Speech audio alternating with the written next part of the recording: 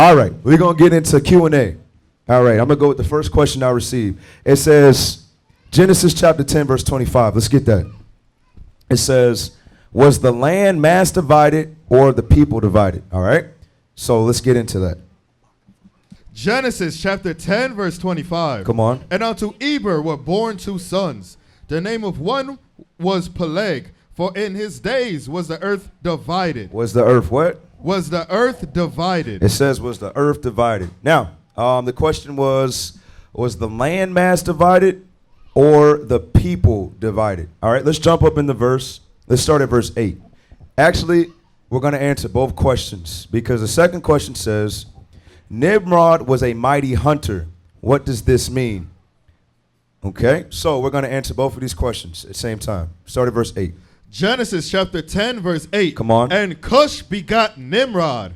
He became to be a mighty one in the earth. He became to be a mighty one in the earth, meaning simply this, a giant or somebody of renown, a great leader, a great warrior, a mighty one in the earth, okay? Yeah, we'll go to Maccabees to parallel the two. All right, read on. Verse 9. Come on. He was a mighty hunter before the Lord. So it says he was a mighty hunter before the Lord. Simply going into what? Conquering. Conquering other nations, okay? Conquering other people. So he did this before the Lord. He's a mighty hunter. He was doing what? Conquering people's souls. That's what he was doing. And we're going to go through some precepts to show that. Read.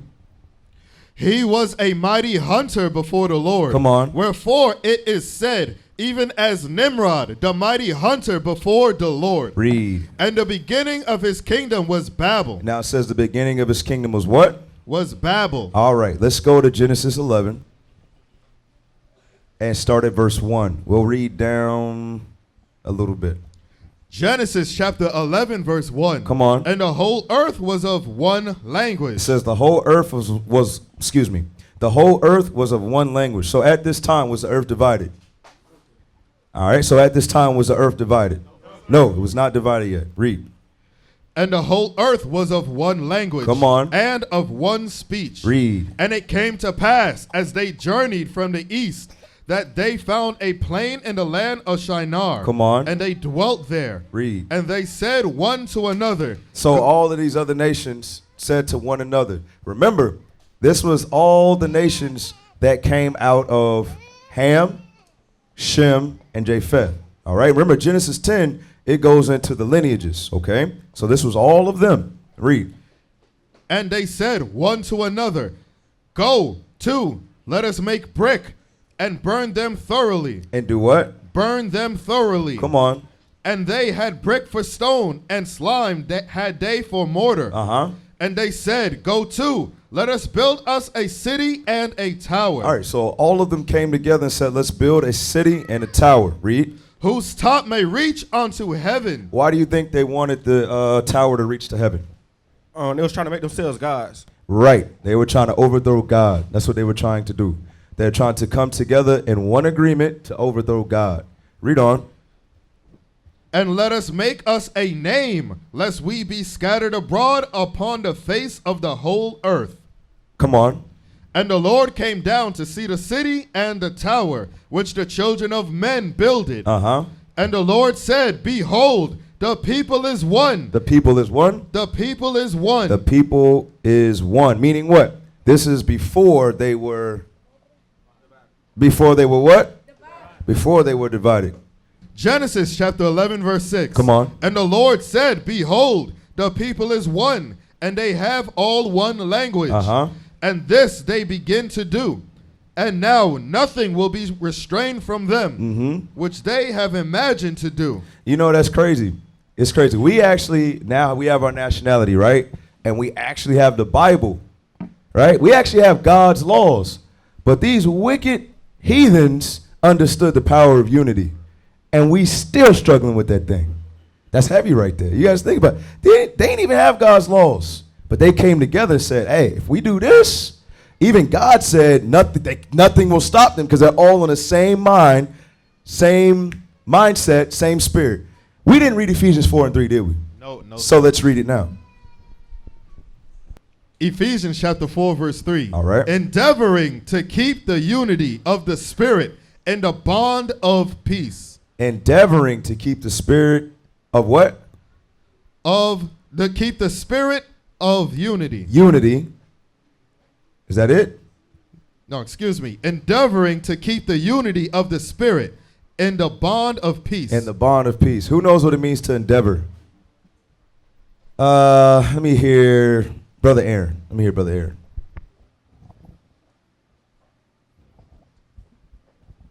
Endeavoring mean keep on to the end, like Speak louder.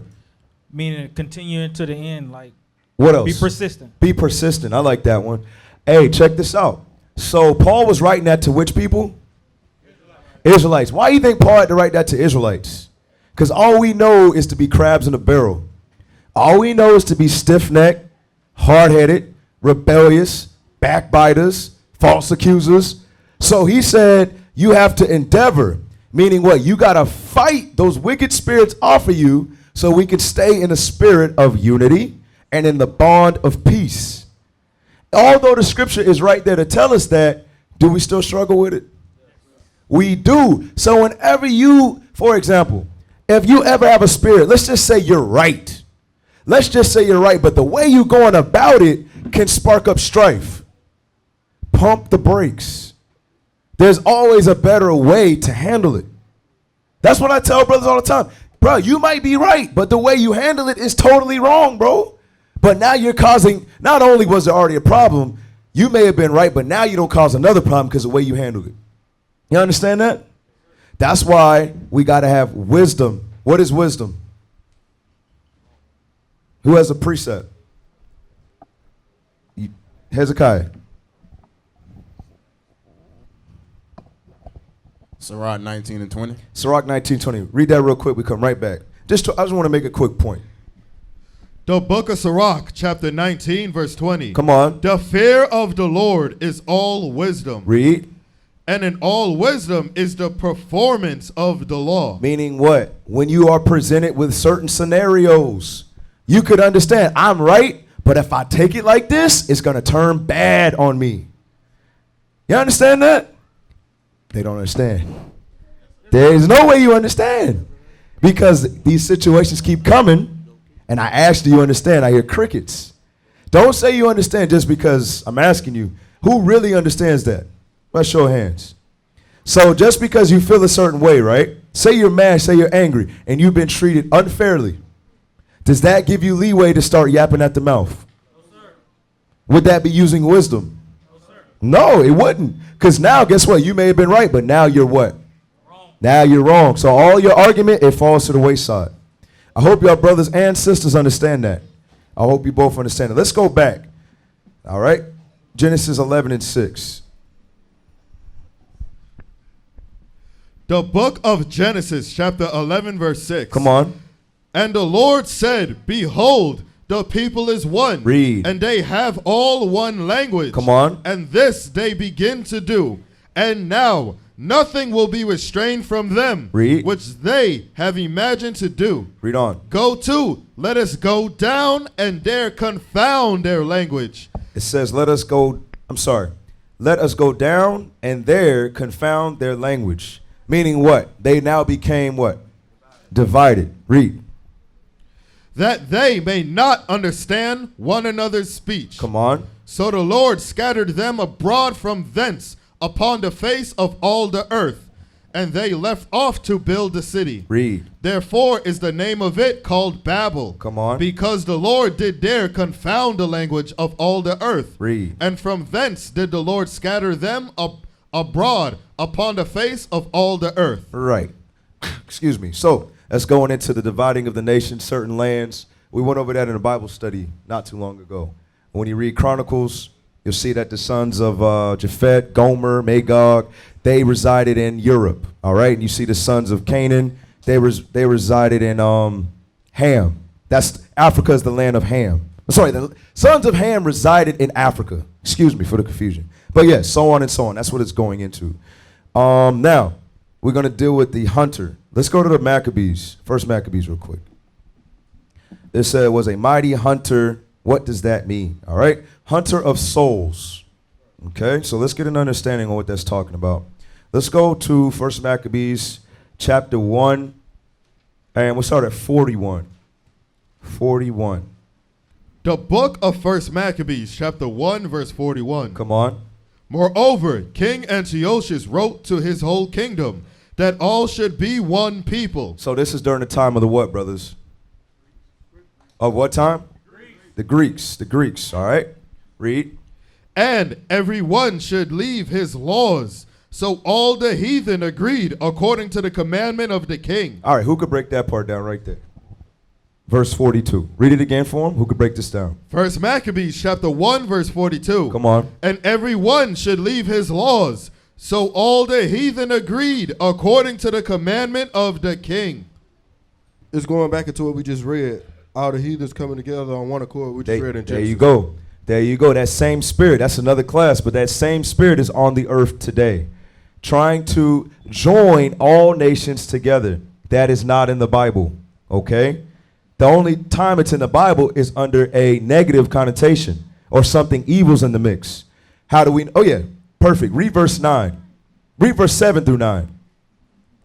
1 Maccabees chapter 1 verse 7. Come on. So Alexander reigned 12 years and then died. And his servants bare rule every one in his place. Read. And after his death, they all put crowns upon themselves. So did their sons after them many years, and evils were multiplied in the earth. And what? And evils were multiplied in the earth. Verse 42. Verse 42. Come on. And every one should leave his laws. So that is evil. Because don't the Israelites have a set of laws that are distinct just for them? So that's a very evil thing. So when it said he was a hunter of men, that's what it's going into. Being a hunter of souls. Getting people away from the true God. That's what it's going into. But read on. And every one should leave his laws. So all the heathen agreed according to the commandment of the king. Watch this. Yea, many also of the Israelites consented to his religion. So remember, at that time, who did everybody flock to at that time during Genesis 10 and 11? Nimrod. Nimrod. Nimrod. And you see that same spirit come back during the time of what? The Greeks. During the time of the Greeks. If you ever see the movie Alexander, Alexander's men, they were mad at him. They were pissed. Why would you be giving the Persians a spot in our military? They were like, he's mad. He's gone mad. Because that same spirit was on him. He wanted to do what? Bring all nations back together. The same reason why the earth was divided in the first place.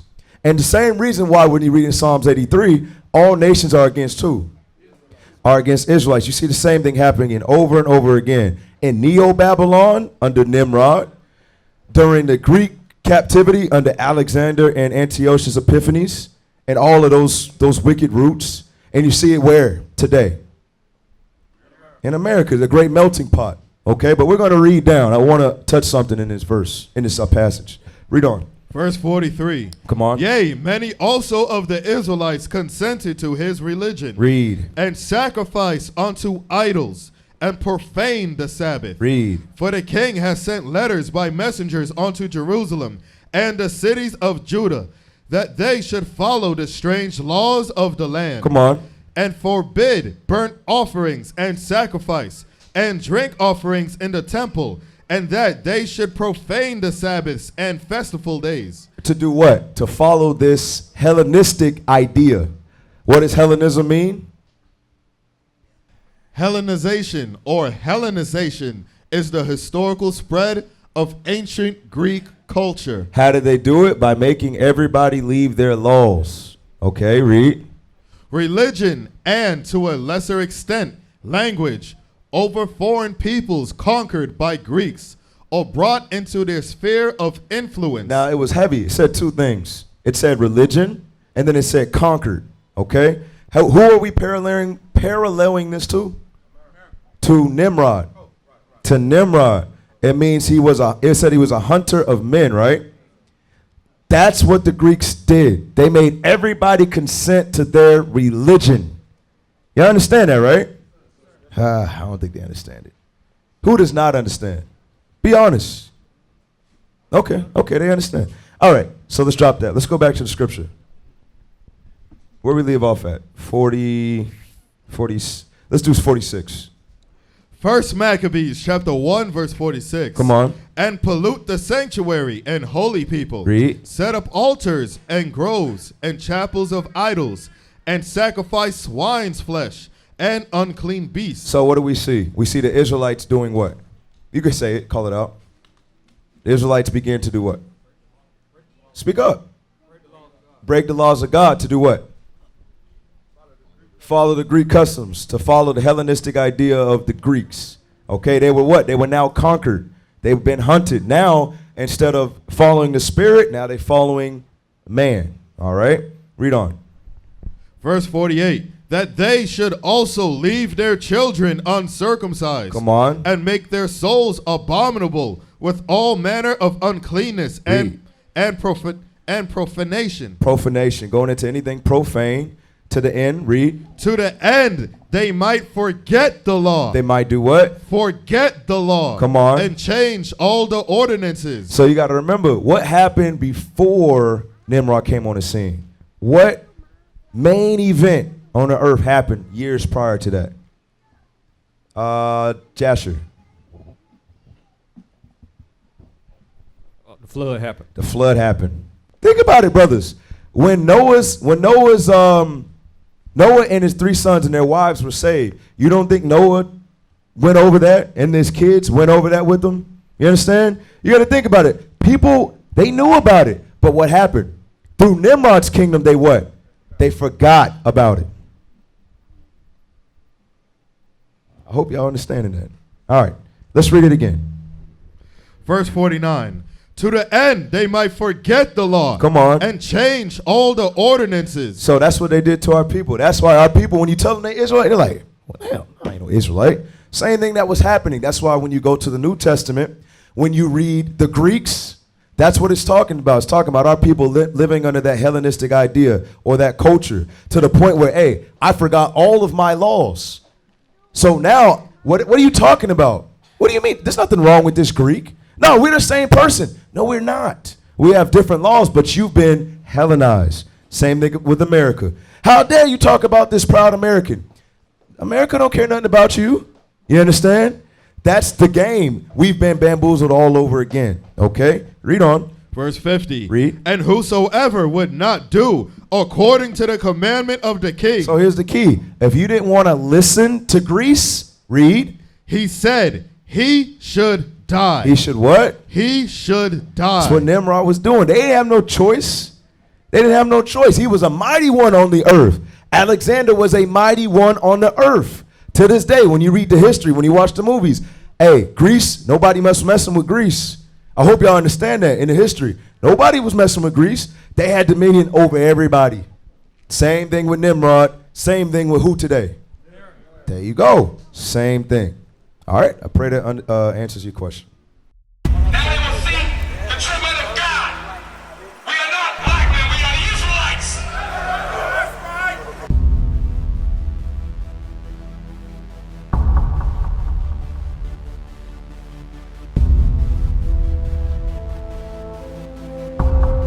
Take care of us. Take care of us. And our children too. And our children too. We have repented. We have repented.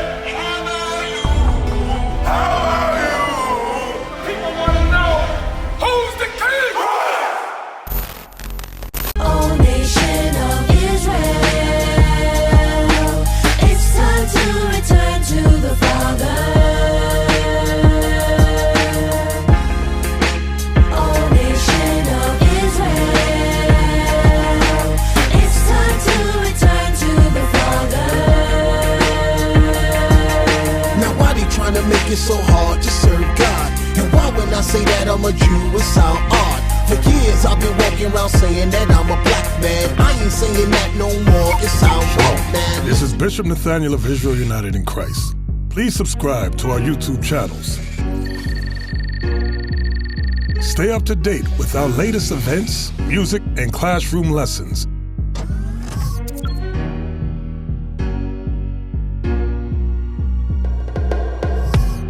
IUIC plans to continue visiting different countries where this gospel has not been preached before. IUIC needs your help in pushing this truth.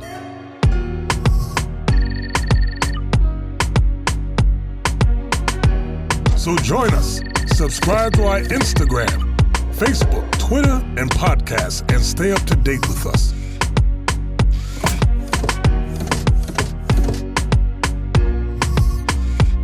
For more information, please visit www.israelunite.org.